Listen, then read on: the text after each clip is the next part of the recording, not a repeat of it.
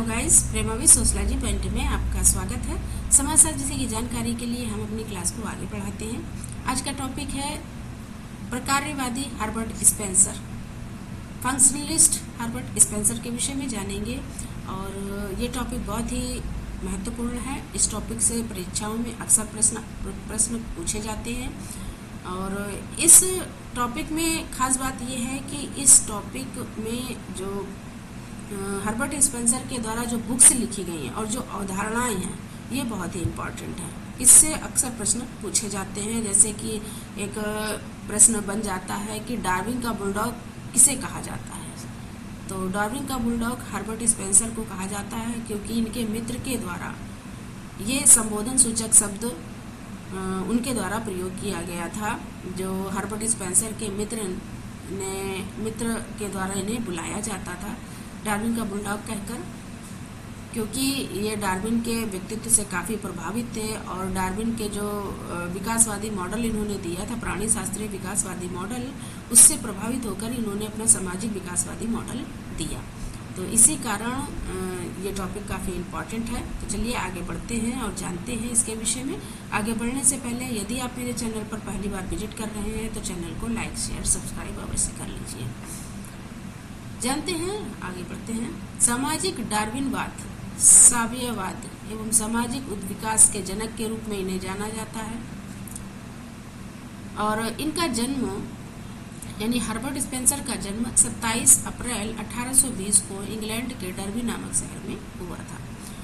समाजशास्त्र के क्षेत्र में अगस्ट काम्ट के कार्य को आगे बढ़ाने का श्रेय हर्बर्ट स्पेंसर को है। ऐसा कहते हैं कि अगस्ट काम्ट ने समाजशास्त्र के जिस नक्शे को बनाया उसमें रंग भरने का काम स्पेंसर के द्वारा किया गया है। तो समाजशास्त्र के विषय में इनका बहुमूल्य योगदान है। इन्हें महत्वपूर्ण कार्यों के कारण इन्हें जाना जाता है और इन्होंने जो समाजशास्त्र में महत्वपूर्ण कार्य किए हैं उसमें इन्होंने इनके सिद्धांतों के लिए इन्हें जाना जाता है। इन्होंने बहुत ही महत्वपूर्ण पुस्तकें लिखी हैं जो अक्सर एग्ज़ाम में पूछी जाती हैं। तो इन्हें जो अगस्ट काम्ट ने जो समाजशास्त्र की नींव रखी, यानी जो समाजशास्त्र विषय में उन्होंने जो एक नक्शा तैयार किया कि समाजशास्त्र में किन किन विषयों को लेकर किन किन विषयों के विषय में जानकारी एकत्र की जाएगी या समाज से संबंधित कौन से विषय रखे जाएंगे। समाज से संबंधित जानकारी के लिए जो इन्होंने समाजशास्त्र का एक ढांचा तैयार किया था, उसी ढांचे में रंग भरने का कार्य इन्होंने किया, यानी उनके बनाए हुए समाजशास्त्रीय ढांचे को इन्होंने आगे बढ़ाने का काम किया है। समाजशास्त्र समाज के विषय में जानने के लिए इन्होंने जो समाजशास्त्र का एक ढांचा तैयार किया उसको आगे बढ़ाने का कार्य, यानी समाज के विषय में जानने के लिए इन्होंने उसमें रंग भरने का कार्य किया है और अधिक लोगों तक समाज के विषय में जानकारी पहुँचे, समाज से संबंधित जानकारी लोगों तक अधिक से अधिक पहुँचाई जा सके। तो इसमें यही कहा गया है कि जो अगस्ट काम्ट हैं उनके नक्शे को इन्होंने रंग भरने का कार्य किया है, अर्थात उनके द्वारा बनाए हुए समाजशास्त्रीय ढांचे के विषय में लोगों तक जानकारी पहुँचाने का कार्य, समाजशास्त्र विषय को आगे बढ़ाने का कार्य इनके द्वारा किया गया है। चलिए आगे जानते हैं। चार्ल्स डार्विन की पुस्तक ओरिजिन ऑफ स्पीसीज, जिसमें प्राणी शास्त्रीय उद्विकास के विषय में बताया गया है। तो चार्ल्स डार्विन की जो पुस्तक है ओरिजिन ऑफ स्पीसीज, जिसमें उन्होंने प्राणी शास्त्रीय विकास के विषय में अपना सिद्धांत दिया है, इसी सिद्धांत से प्रेरित होकर हर्बर्ट स्पेंसर ने अपनी पुस्तक द फर्स्ट प्रिंसिपल में सामाजिक उद्विकास के सिद्धांतों को दिया है। स्पेंसर चार्ल्स डार्विन से इतना अधिक प्रभावित थे कि उनके मित्र हक्सले के द्वारा, तो जो हर्बर्ट स्पेंसर है उनके मित्र का नाम है हक्सले और इन हक्सले के द्वारा ही इन्हें डार्विन का बुलडॉग कहा जाता था। अब हम इनके एक सिद्धांत सामाजिक परिवर्तन के विकासवादी सिद्धांत के विषय में जानते हैं जो डार्विन के विकासवादी सिद्धांत से प्रेरित होकर इन्होंने दिया था। स्पेंसर ने बताया कि परिवर्तन एक रेखीय होता है, यानी जो परिवर्तन होता है वो कैसा होता है, एक सीधी रेखा में होता है। जैसे पहले क्या बनता है, इन्होंने बताया एक रेखीय होता है। जैसे कि डार्विन ने बताया कि पहले भ्रूण बनता है, उसके बाद बच्चा बनता है, बड़ा होता है, फिर उसके बाद युवा होता है और युवा से प्रौढ़ावस्था को प्राप्त करता है और उसके बाद वो वृद्ध हो जाता है। यानी एक भ्रूण से बच्चा बना, बच्चा से युवा हुआ, युवा से प्रौढ़ बना और प्रौढ़ से वृद्ध हुआ। तो इसी प्रकार स्पेंसर ने सामाजिक विकास के 3 नियम बताए, शक्ति, शाश्वत और गतिमान। शक्ति, शाश्वत एवं गतिमान, यानी जो समाज में शक्ति होती है, शक्ति समाज में किस प्रकार से आती है? संगठित होकर सामूहिक शक्ति होती है। तो वो शक्ति क्या होती है? वो तो शाश्वत होती है, शक्ति शाश्वत होती है, लेकिन जो समूह के द्वारा क्रियाएं की जा रही, प्रतिक्रियाएं की जा रही हैं, कार्य किए जा रहे हैं, वो क्या है? गतिमान है। तो समाज में क्या होता है? स्वरूप का परिवर्तन होता है, यानी जो उनके कार्य होते हैं, उनके विचार होते हैं, उनमें परिवर्तन होता रहता है। शक्ति में परिवर्तन नहीं होता है, स्वरूप में परिवर्तन होता है। पदार्थ का विनाश नहीं होता, केवल रूप का परिवर्तन होता है। अर्थात समाज में जो ढांचा, सामाजिक ढांचा जो बना हुआ होता है, तो वो जो ढांचा बना हुआ होता है, उस ढांचे में कोई परिवर्तन नहीं होता है। अर्थात परिवर्तन होता है उनके विचारों में, उनके विकास में। विकास किसी भी प्रकार का हो सकता है, सामाजिक, आर्थिक, राजनीतिक, किसी भी तरीके का विकास हो सकता है, उसमें परिवर्तन होता है, जबकि सामाजिक ढांचे में परिवर्तन नहीं होता है। तो पदार्थ का विनाश नहीं होता, अर्थात शक्ति जो होती है, शक्ति का विनाश नहीं होता है, केवल उसके स्वरूप, रूपों में परिवर्तन होता रहता है। यानी हमारे नवीन विचार उत्पन्न होते हैं, उन नवीन विचारों से ही समाज में निरंतर क्रियाएं, प्रतिक्रियाएं होती हैं। प्रत्येक वस्तु संसार में जैव अजैव में गति होती है।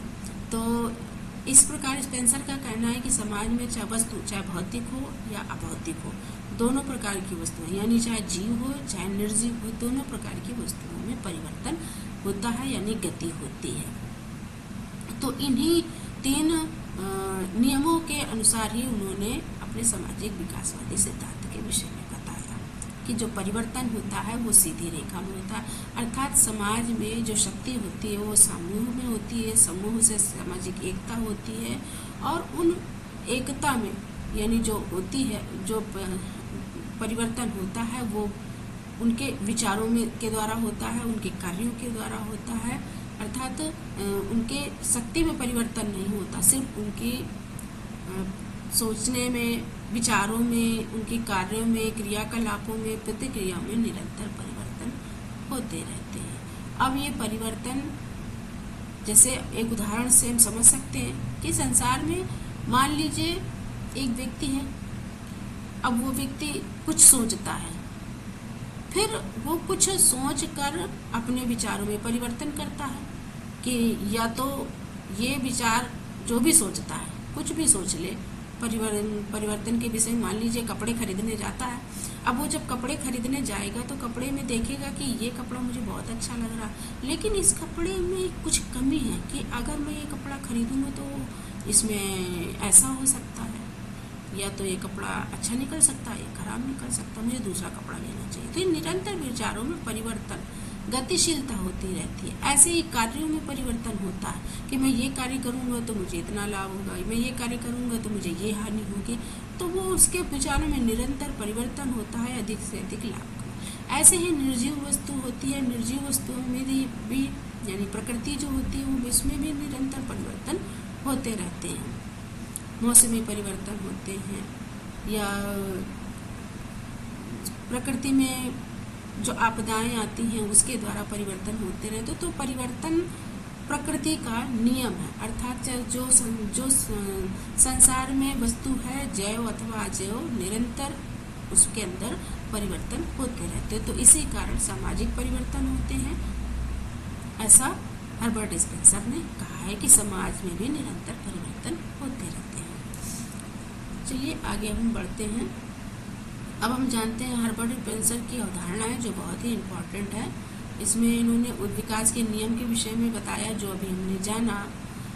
दूसरा है समाज एवं सावयव के रूप में इन्होंने बताया अवधारणा दी है। सामाजिक नियंत्रण के साधन के विषय में भी इन्होंने बताया और इन्होंने दो प्रकार के समाज के दो रूपों की चर्चा की है, सैनिक समाज और औद्योगिक समाज में दो भागों में वर्गीकरण किया है। और इनके जो ये अवधारणा है योग्यतम की उत्तरजीविता, ये सिद्धांत इनका बहुत ही इम्पोर्टेंट रहा है, ये अक्सर एग्जाम में पूछा जाता है। योग्यतम की उत्तरजीविता से मतलब ये है कि समाज में, जैसे समाज में व्यक्ति रहता है और उसके सामने निरंतर नई नई परेशानियां, परिस्थितियां, समस्याएं आती रहती हैं। उन परिस्थितियों से होकर जब वो अपने आप को सक्षम कर लेता है, उन परिस्थितियों से संघर्ष करने के बाद, तो वो क्या होता है कि उसकी जो अवधि होती है, जीवंत अवधि होती है, वो बढ़ जाती है। इसी को योग्यतम की उत्तरजीविता कहते हैं। यानी समाज में संघर्ष के उपरांत जो व्यक्ति अपने आप को सामाजिक ढांचे के अनुरूप ढाल लेता है, यानी समाज में उसका एक स्थान बन जाता है, उसी को योग्यतम की उत्तरजीविता कहते हैं। हर्बर्ट स्पेंसर के सावयवी सिद्धांत के विषय में जानते हैं। समाज एक सावयव के रूप में हर्बर्ट स्पेंसर कहते हैं कि जिस प्रकार से शरीर के अंग कार्यानुसार समाज के सावयवी सिद्धांत का कार्य करते हैं, यानी हमारे शरीर के सारे अंग मिलकर किसी कार्य को संपन्न करते हैं, इसी तरीके से समाज में भी अंग होते हैं और उन अंगों के द्वारा सामाजिक नियंत्रण किया जाता है। जैसे धर्म है। अब धर्म क्या है? सामाजिक नियंत्रण का मुख्य साधन होता है। तो धर्म के द्वारा समाज में नैतिकता का विकास होता है और नैतिक गुणों के कारण ही समाज में निरंतर अनुकूलन बनता रहता है और सामाजिक व्यवस्था बनती है। चलिए आगे बढ़ते हैं। तो हर्बर्ट स्पेंसर के औद्योगिक समाज के विषय में इन्होंने बताया है। तो जो इन्होंने बताया कि समाज दो प्रकार के होते हैं, एक दो भागों में विभाजित करते हैं इन्होंने समाज को, एक सैनिक समाज और दूसरा औद्योगिक समाज। तो सैनिक समाज में इन्होंने बताया कि व्यक्तियों की सुरक्षा के लिए सैनिक समाज होता है, अर्थात समाज में जो परेशानियां, समस्याएं, असुरक्षा की भावना आदि होती है, जिसके लिए सैनिक समाज होता है। और औद्योगिक समाज आज का समाज यानी औद्योगिक समाज होता है और जो निरंतर परिवर्तित होकर औद्योगिक स्थितियां आज के आधुनिक समय की होती हैं।